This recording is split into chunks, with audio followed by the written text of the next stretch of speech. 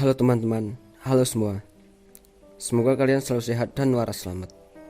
Dan saya doakan semoga kalian semua selalu bahagia. Langsung saja kita mulai ceritanya.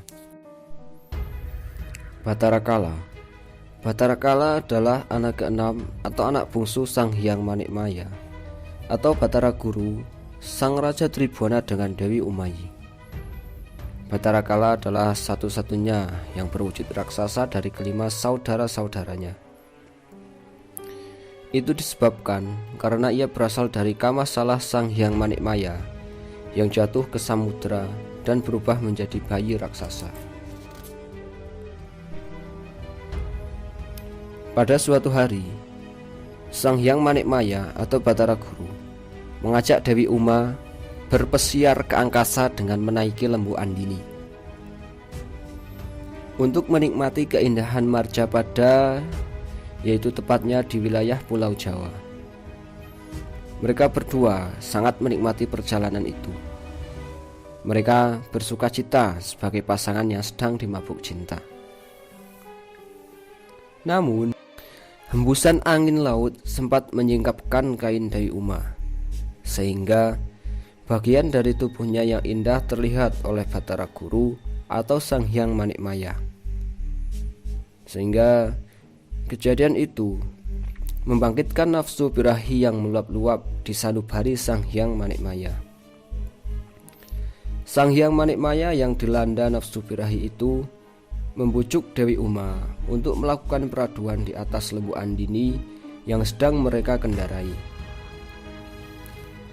Dewi Uma menolak dengan halus, karena menurutnya sebagai seorang batara dan batari tidaklah pantas berhubungan badan di tengah perjalanan, apalagi melakukannya di atas ekor lembu Andini yang sedang mereka kendarai.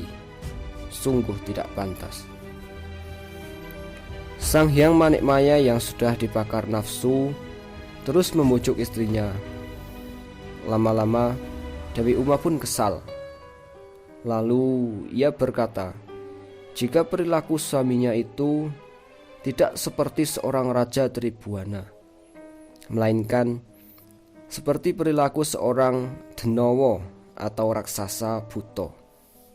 Ajaib. Seketika itu, dari mulut Sang Hyang Manikmaya tumbuh sepasang taring mirip raksasa, dan nama Sang Hyang Manikmaya pun bertambah dengan ditambah menjadi Sang Hyang Randwana. Dan nafsu birahi Sang Hyang Manikmaya pun telah keluar menjadi sebuah benih yang disebut dengan Kamasalah. Kamasalah itu jatuh ke Samudralaya.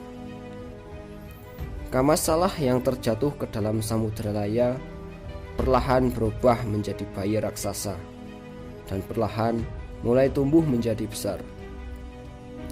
Bayi raksasa itu hidup dan tumbuh besar dari perburuan dan memakan makhluk-makhluk bawah laut.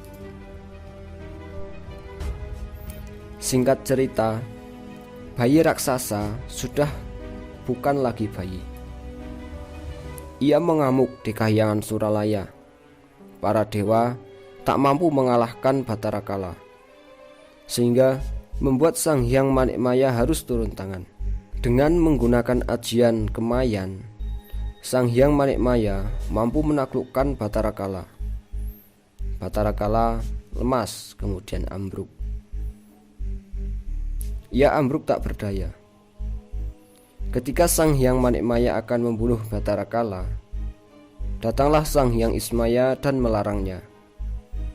Sang Hyang Ismaya pun beralasan, tidak pantas bagi seorang raja Suralaya membunuh lawan yang sudah tak berdaya, apalagi seorang raksasa. Sang Hyang Ismaya juga menambahi dengan sindiran. Ia berkata, jika memang harus dibunuh, harusnya dibunuh beserta biangnya. Biang di sini yang dimaksud oleh Sang Hyang Ismaya adalah ayahnya Batara Kala, yaitu Sang Hyang Manikmaya sendiri.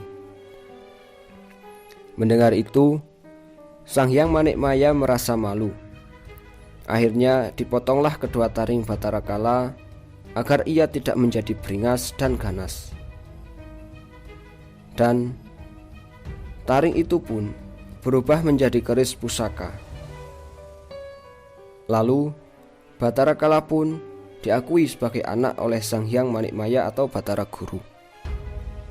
Kemudian ia diberi nama Batarakala. Batarakala bertempat tinggal di Kahyangan selama ngumpeng. Ia menikah dengan Dewi Pramuni, seorang ratu penguasa makhluk siluman yang berkahyangan di Setro Gondomayit. Dari pernikahan tersebut, Batarakala mempunyai 5 orang putra, masing-masing bernama Batara Siwahjaya, Dewi Kalayuwati, Batara Kalayuwana, Batara Kalagotama, dan Batara Kartinea. Batarakala memiliki 5 orang kakak.